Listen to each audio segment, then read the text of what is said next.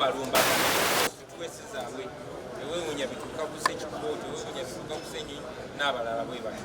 so tubazaamu amaanyi tubagamba obulyake n'abalwanyisa ffe bannayuganda tujja kuyimirira nabo tubagire tebagwamu maanyi balwane kubanga bamanyi nti amateeka n'abalonzi bali kusaidia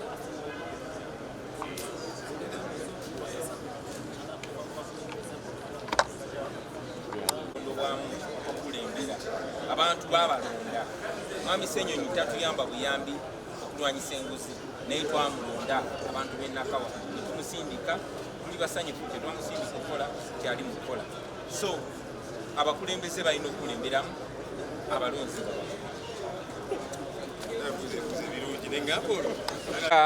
Right Honorable Ssenyonyi abyogedde era bye birowoozo byaffe pozi kyenyinza okwongerako nti bannayuganda kikulu ne bamanya twakula nga President Milton Obote yannyonnyola obuzibu bwa Uganda nga bwetoolera ku bwavu obutamanya n'endwadde era ne tukula nga bwe tulwanyisa naye gye buvuddeko myezi mitono egiyise Muzeeyi Israel Mayengo yannyonnyodde ekizibu kya Uganda era ffenna musabatuukanye naye yannyonnyodde nti ekizibu kya Uganda kakyetoolera ku bulyake na bubbi ekigambo corruption twakirongoosa ne kifuula fashionable naye singa tukinnyonnyola ne tubalaga nkitegeeza bubbi bulyake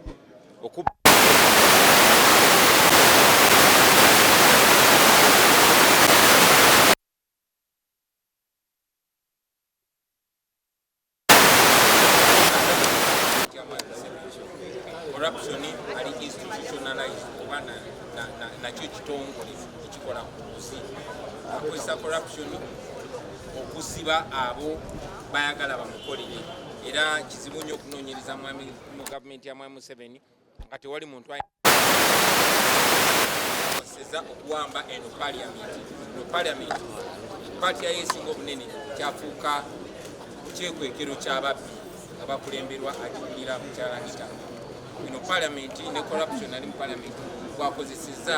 okukoraptinga n'abakulembeze abaali abalonzi abaali abeesigwa so bannayuganda balina okulwanyisa obulyamo naye okulwanyisa obulyake